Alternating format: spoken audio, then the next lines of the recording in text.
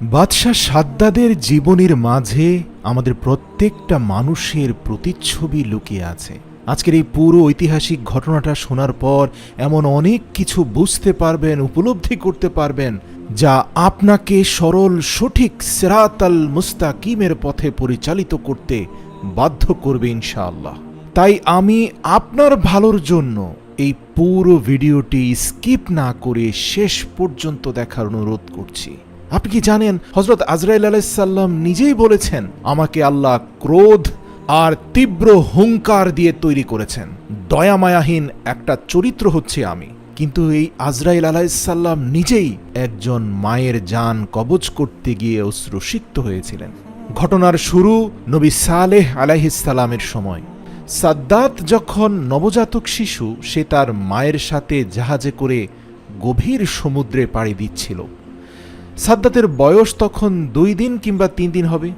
জাহাজ যখন সমুদ্রের মাঝে গেল, তখন হঠাৎ প্রবল বেগে ঝড় শুরু হয়ে গেল। আর এই জাহাজটি গভীর সমুদ্রে ডুবে যাচ্ছে দেখে সাদ্দাতের মা নিজের জন্য না যতটা পেরেশান হয়ে পড়লেন, তার চেয়ে বেশি তার নবজাতক শিশু সাদ্দাতকে বাঁচানোর জন্য এদিক সেদিক দৌড়াদৌড়ি করতে লাগলেন। অতঃপর ঝড়ের মুখে ধ্বংসপ্রাপ্ত একটা জাহাজের কাঠ ধরে কোনোভাবে নিজের প্রাণপ্রিয় সন্তানকে কাঠের উপরে ভাসিয়ে ক্ষত বিক্ষত বিধ্বস্ত মা সমুদ্রের পানিতে ভাসতে লাগলেন। এমনই সময়ে এই বিশাল সমুদ্রের মাঝে তাদেরকে সাহায্য করার মতো কেউ ছিল না।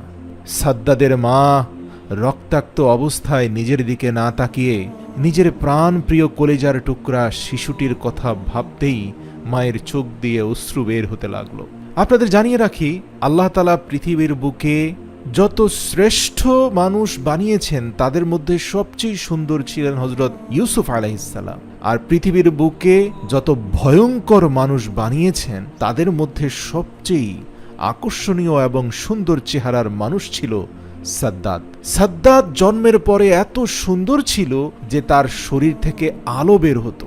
কঠিন এই পরিস্থিতিতে সন্তানকে বাঁচানোর জন্য মা এদিক সেদিক ঝাপাঝাপি করে এক এবং অদ্বিতীয় আল্লাহর দরবারে প্রার্থনা করে বলল, হে প্রভু, আমার জীবনের বিনিময়ে হলেও আপনি আমার সাদ্দাতকে রক্ষা করুন। এমনই অবস্থায় হযরত আজরাইল আলাইহিস সালামকে আল্লাহ তাআলা ফরমান জারি করে বললেন, হে আজরাইল, যাও সমুদ্রের বুকে ভেসে থাকা এই মায়ের জান কবজ করে নিয়ে আসো।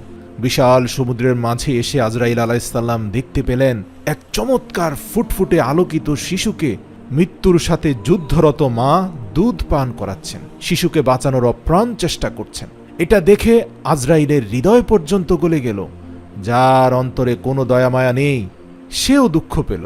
সে মনে মনে বলল, হে প্রভু, এখনই কি এই মায়ের জান কবজ করতে হবে? এই ফুটফুটে শিশুটির দুধ পান শেষ না হওয়ার আগেই? আল্লাহ আজরাইলের অন্তরের খবর জানেন, তাই আল্লাহ তাআলা সুদৃঢ়ভাবে তাকে হুকুম করলেন, এক্ষুনি তার জান কবজ করো। সাথে সাথে আজরাইল আল্লাহর নির্দেশ মোতাবেক সেই মায়ের জান কবজ করে নিয়ে আসলেন। মায়ের জান কবজ করার সাথে সাথেই পুরো সমুদ্র শান্ত হয়ে গেল। শুধুমাত্র ওই ছোট্ট শিশুটির বাহনটি ভাসতে লাগলো। মায়ের লাশ সমুদ্রের অতল গহ্বরে হারিয়ে গেল। ভাসতে ভাসতে সমুদ্রের এক কিনারে নবজাতক শিশুটির সেই ভাসমান কাঠের দরজাটি এসে পৌঁছালো।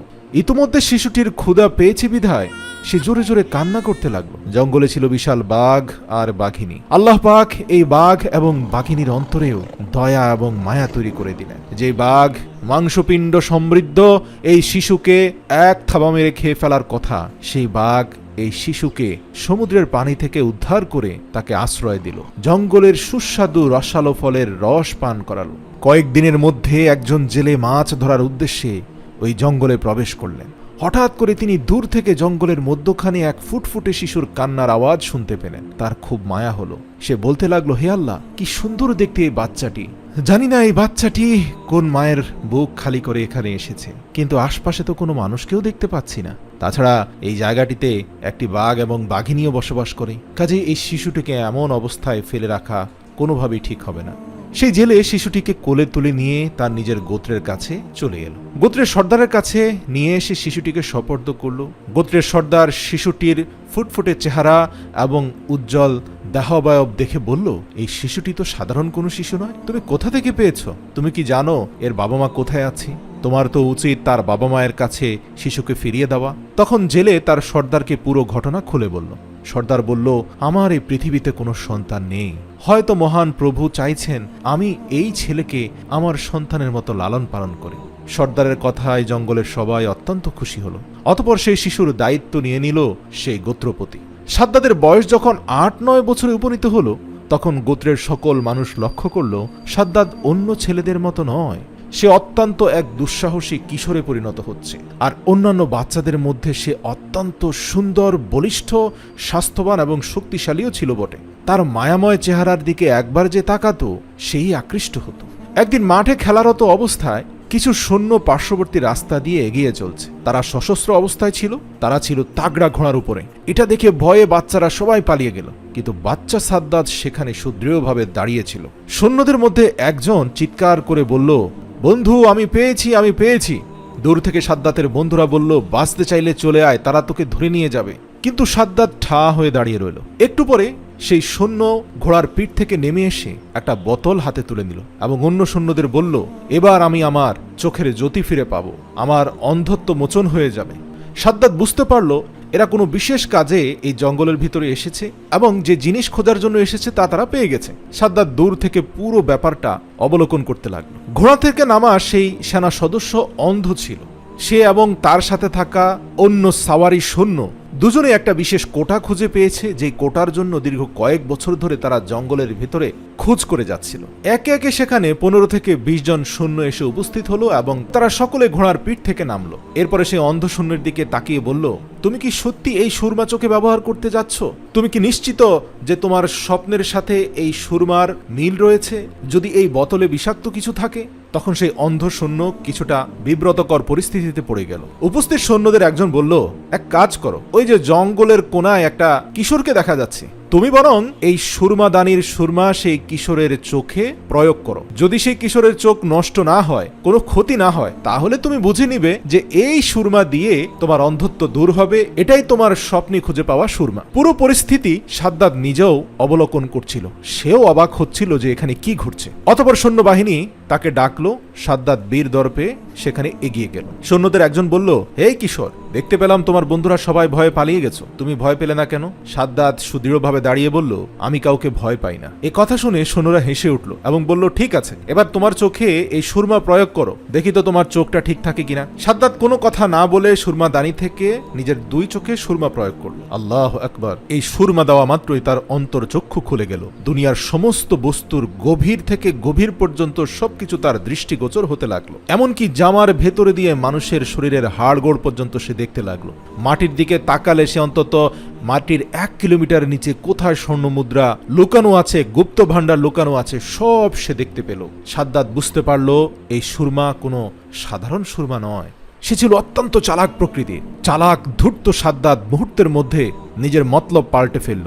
এই কিশোর বয়সে সে চট করে সকল সৈন্যকে বলতে লাগলো, আমার চোখ প্রচন্ড ব্যথা করছে, আমি তো কিছুই দেখতে পাচ্ছি না, আপনারা আমার চোখে কি দিয়েছেন? এই কথা শুনে সৈন্যরা আশ্চর্য হয়ে গেল। একজন অন্যজনের দিকে তাকিয়ে বিস্ময় প্রকাশ করল। অতঃপর অন্ধ সৈন্যের দিকে তাকিয়ে বলল, বন্ধু, তুমি বেঁচে গেছো। এতদিন তো দৃষ্টিশক্তি ছিল না, এই সুরমা ব্যবহার করলে হয়তো তোমার চোখই গলে পড়ে যেত। চলো চলো, এখান থেকে চলো। এই সুরমাদানি তোমার স্বপ্নে পাওয়া সুরমাদানি নয়। মন খারাপ করে সেই অন্ধ সৈন্য গোড়ার পিঠে উঠল এবং তাকে অনুসরণ করলো পুরো সৈন্যবাহিনীর সবাই, এবং কিছুক্ষণের মধ্যে তারা স্থান ত্যাগ করল। সুরমাদানি নিয়ে সাদ্দাত তার পিতার কাছে এসে বলল, আব্বাজান, আমি এমন এক জিনিস পেয়েছি যা দিয়ে আমরা এই পৃথিবীর সবচেয়ে সম্পদশালী হয়ে পড়ব। আমি এমন এক সুরমাদানি পেয়েছি যে সুরমা চোখে প্রয়োগ করলে জমিনের নিচের স্বর্ণ, রূপা, হিরে, মানি, মুক্তা সব কিছু দেখতে পাওয়া যায়। এমনকি সমুদ্রের গভীরে কোথায় কি আছে তাও দেখতে পাওয়া যায়। তখন তার বাবা বলল, বড় আনন্দের কথা শোনালে তো বাবা, তাহলে তো আমাদের আর কোনো চিন্তা নেই। আমার অনেক লোকজন আছে, আরও আছে অসংখ্য ঘোড়া ও গাধা। তুমি নিজের চোখে সুরমা লাগিয়ে চলো। তুমি যেখানে স্বর্ণরূপা এবং গুপ্ত সম্পদ দেখতে পাবে সেখানে আমাদেরকে বলবে, আমরা খনন করে সেখান থেকে উঠিয়ে নিব। এভাবেই আমরা সফলতার দিকে এগিয়ে যাব। যেই কথা সেই কাজ। মাত্র 10 বছরের মধ্যেই এক বিশাল সম্পদশালী যুবকে পরিণত হলো সাদ্দাত। হঠাৎ একদিন তার পালক পিতা অর্থাৎ সেই গোত্রের সর্দারের মৃত্যু হলো। সর্দারের মৃত্যুর সাথে সাথে এলাকাবাসী সবাই সাদ্দাতকে নিজেদের সর্দার হিসাবে নিয়োজিত করল। সময় যত যাচ্ছে তৎকালীন রাজার চেয়েও সম্পদে স্বয়ং সম্পূর্ণ হয়ে উঠছে সাদ্দাত। ধীরে ধীরে অহংকারী হয়ে গেল সাদ্দাত, কারণ তার কাছে প্রচুর দুনিয়াবি সম্পদ জমা হয়ে গেল। এমনকি একটা পর্যায়ে সে ওই দেশের বাদশাকেও পরোয়া করত না। এভাবে কয়েক বছর পর তার প্রশিক্ষণপ্রাপ্ত সৈন্য দ্বারা দেশের বাদশাকে পরাজিত করে সে নিজেই দেশের বাদশার সিংহাসনে আরোহণ করল, এক রাষ্ট্রীয় ক্ষমতা নিজের হাতে তুলে নেয়। এক সময়ের অসহায় বাচ্চা আজ পুরো রাষ্ট্র ক্ষমতা দখল করেছে। একদিন সাদ্দাত তার দরবারের উজির নাজের মন্ত্রী এবং সমস্ত কর্মচারীকে ডেকে বলল, আমার ধন দৌলত, সোনারূপা আর আমার শারীরিক সক্ষমতা, এসবের সাথে পৃথিবীর কোনো মানুষের তুলনা হয় না। আমার যেরকম সৌন্দর্য, ধন সম্পদ এবং আমি আমার দৃষ্টি দিয়ে প্রত্যেকটি বস্তুর গভীর থেকে গভীর পর্যন্ত উপলব্ধি করতে পারি, তোমাদের কি মনে হয় না আমি খোদা হওয়ার উপযুক্ত? নাউযু বিল্লাহি মিন যালিক। তখন সেখানে উপস্থিত তার পদলেহনকারী মানে পা চাটা মন্ত্রীরা বলতে লাগলো, অবশ্যই মহারাজ, অবশ্যই, নিশ্চয়ই আপনার মধ্যে যে সক্ষমতা আছে আপনি তো খোদা হওয়ার উপযোগী। কয়েকজন তো আরও এক ধাপ এগিয়ে বলল, আপনি যদি খোদা না হন তাহলে এই দুনিয়ার খোদা কে হবে বলুন তো? এত সুন্দর মণিমুক্ত হীরে জহরত, এত কর্মচারী, আর আপনার চোখের বিশেষ ক্ষমতা, এসব কিছুই বলছে যে আপনি আমাদের খোদা। মুহূর্তের মধ্যে অহংকারী সাদ্দাদের অহংকার আরও কয়েক গুণ বেড়ে গেল। অহংকারে যেন মাটিতে তার পাই পড়ে না। সে ঘোষণা দিয়ে দিল, কাল থেকে সকল পূজা অর্চনা বন্ধ হয়ে যাবে, সবাই শুধুমাত্র আমাকেই পূজা করবে। আপনাদেরকে জানিয়ে রাখি, সে সময় মানুষজন গাছ, পাথর এবং আগুনের পূজা করত, কেউ কেউ মূর্তি পূজা করত।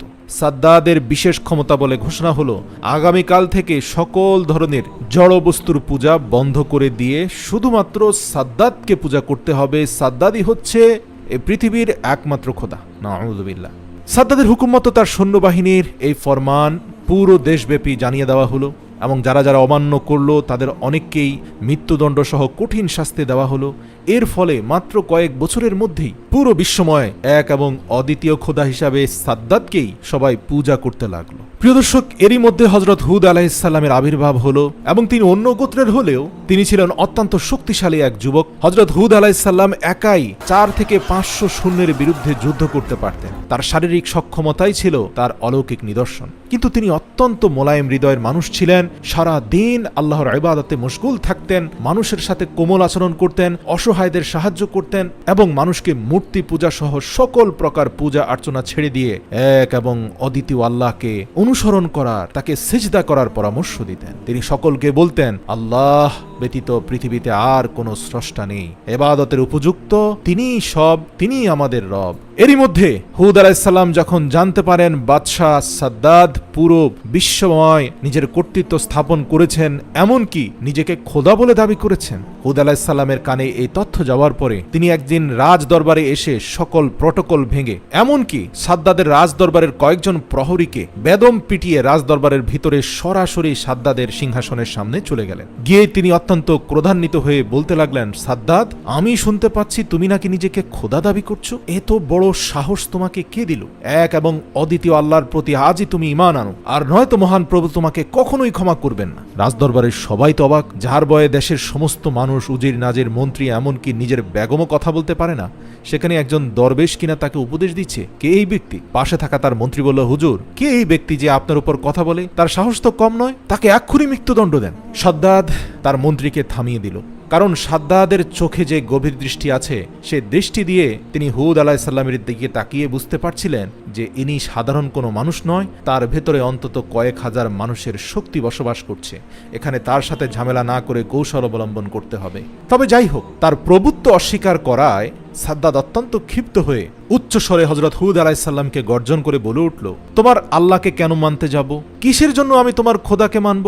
হুদ আলাইহিস সালাম বললেন, আল্লাহ পরম করুণাময়, যদি আপনি তার প্রতি সিজদা অবনত হন এবং তার বিধিবিধানের অনুসরণ করেন, তাহলে দুনিয়াতে শান্তি পাবেন, আখিরাতে চিরস্থায়ী বেহেশতে থাকতে পাবেন, যে বেহেশত কোনো মানুষ কল্পনাও করতে পারবে না।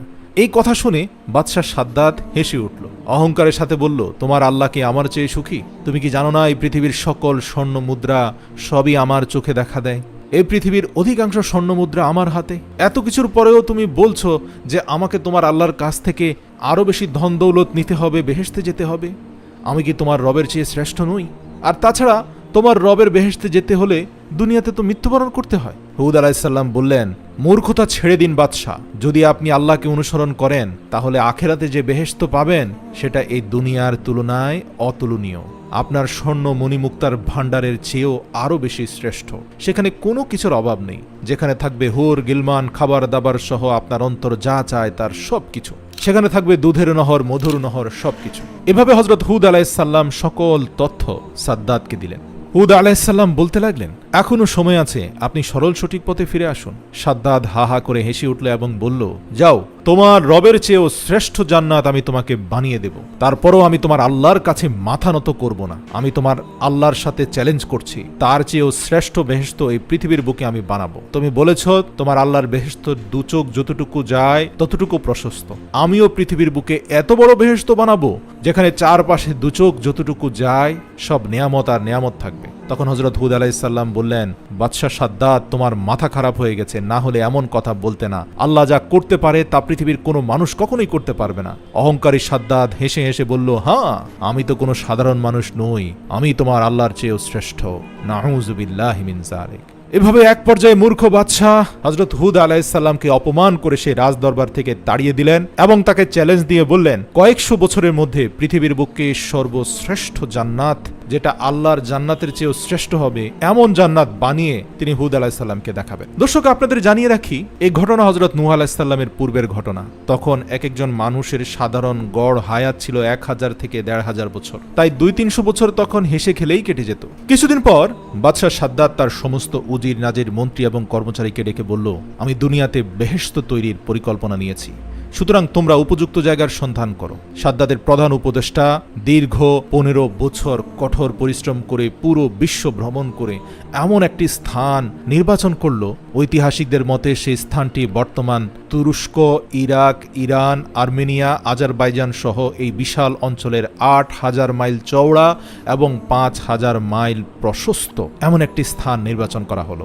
সাদ্দাতের বেহেশত বানানোর জন্য। এই কথা শুনে বাদশাহ সাদ্দাত অনেক খুশি হলো। সাথে সাথে বাদশাহ সাদ্দাত ঘোষণা করলো, আজ থেকে এই দেশে কারো বাড়িতে কেউ কোনো স্বর্ণরূপা রাখতে পারবে না। পৃথিবীর সকল স্বর্ণরূপার মালিক আমি। সবাইকে রাজদরবারে জমা দিয়ে যেতে হবে, যারা জমা দিবে না তাদের কাছ থেকে কেড়ে নেওয়া হবে। প্রিয় দর্শক, এরপরেই সাদ্দাতের শাসন আমলের সবচেয়ে জঘন্য অধ্যায়ের শুরু হলো। মানুষজন আর শান্তিতে ঘুমোতে পারল না যেদিন থেকে সাদ্দাতের বেহেশতের কাজ শুরু হলো। পৃথিবীর বিভিন্ন প্রান্তে প্রতিটি বাড়িতে অনুসন্ধান করতে লাগলো সাদ্দাতের সেই বাহিনী। যার বাড়িতে সোনারূপা হিরে পাওয়া যেত সেটিকে তারা নিয়ে চলে আসতো। এভাবে সাদ্দাতের সৈন্যবাহিনী সাধারণ মানুষের উপর অত্যাচার করত। দেশে ক্রমশ অন্যায় অত্যাচার বেড়ে গেল। বাদশাহ সাদ্দাত তার মন্ত্রীকে জিজ্ঞেস করল, মন্ত্রী, বেহেশত তৈরির কাজ কত দূরে গেল? মন্ত্রী বলল, হুজুর, দুনিয়ার বিভিন্ন প্রান্তে যেখানে যত মূল্যবান জিনিস ছিল, স্বর্ণ, হিরে, মানিক, মুক্তা, জহরত, ইয়াকুত, মার্বেল, সব জোগাড় করেছি, কেড়ে নিয়েছি মানুষের কাছ থেকে। এমনইভাবে পৃথিবীর বিভিন্ন প্রান্ত থেকে লক্ষ লক্ষ সুদক্ষ কারিগর ও মজুর বেহেশত তৈরির জন্য আসতে শুরু করলো। তাদেরকে বলা হলো, তোমরা বেহেশতের মধ্যে এমন অসংখ্য বালাখানা তৈরি করবে যার একটি ইট হবে স্বর্ণের, অপরটি হবে রূপার। মনে রাখবে, তোমরা যেদিন এই কাজ সফল করে আমাদের সংবাদ দেবে সেদিনই আমরা আমাদের বাদশাকে নিয়ে যাব। সাদ্দাত ঘোষণা করলো, যেদিন কাজ শেষ হবে সেদিনই আমার চিরকাঙ্ক্ষিত বেহেশতে বসবাসের জন্য আমি যাব। এদিকে লক্ষ লক্ষ শ্রমিকরা দিনরাত পরিশ্রম করে 300 বছর ধরে রক্তঝরা পরিশ্রমের শেষে বেহেশত তৈরির কাজ শেষ হলো। অনেক ঐতিহাসিকদের মতে সেটি বিচিত্র কারুকার্যময় ও অপূর্ব সুন্দর হয়েছিল। যেদিকে নজর দেওয়া যায় সেদিকে অপরূপ। চারদিকে কারিগরদের শ্বেত পাথরের অপূর্ব কার্য, রংমহলের চারিধারে হাজার হাজার ঝাড় লণ্ঠন ঝুলছে, কিন্তু আলোর দরকার হয় না। অন্ধকার রাতে সেই ঘরগুলো চাঁদের আলোর মতো স্নিগ্ধ। জলমণি মুক্ত খচিত ঘরের মেঝে সজ্জিত রয়েছে। মেঝের উপরে রয়েছে নানান রকমের সুন্দর সুন্দর ফুলদানি। ঘরের চারদিক থেকে আতর, গোলাপ, মিষ্টি, আম্বারের সুগন্ধ ছুটছে। মহলের চারপাশে বাগান রয়েছে। এই বাগানে রয়েছে সোনারূপার গাছ, তার পাতা ও ফল নানা রকমের কারুকার্যময় পাথর দিয়ে তৈরি। ভ্রমর ও মৌমাছিগুলো এমনভাবে নির্মিত হয়েছে দেখে মনে হবে তারা সত্যি ফুলের উপর বসে মধু পান করছে। আর সেই সকল রাজপ্রাসাদের পাশ দিয়ে পানির নহর কুলকুল শব্দে বয়ে চলছে। যা তা পানি নয়, সবই গোলাপের পানি। সেই পানির থেকে গোলাপের সুগন্ধ আসে। তার পানি এত স্বচ্ছ যে মনে হচ্ছে যেন মুক্তার ধারা বয়ে চলছে। এখানে শত শত সুন্দরী রমণী আছে। তারপরে আনন্দের জন্য নাচ ঘর রয়েছে, সেখানে সারা পৃথিবী থেকে বেছে বেছে সুন্দরী রমণীদের আনা হলো আনন্দের জন্য। কুচি কুচি ফুটফুটে সুন্দর কিশোরদের রাখা হলো, অর্থাৎ জান্নাতে হুর গিলমান বলতে যা বোঝায় তাও সেখানে ঢুকানো হলো সাদ্দাদের জন্য। বেহেশত নির্মাণের কাজ সম্পূর্ণ হলে অবশেষে বাদশার মন্ত্রী একদিন বাদশার কাছে গিয়ে বলল, হুজুর এবার আপনি আসুন।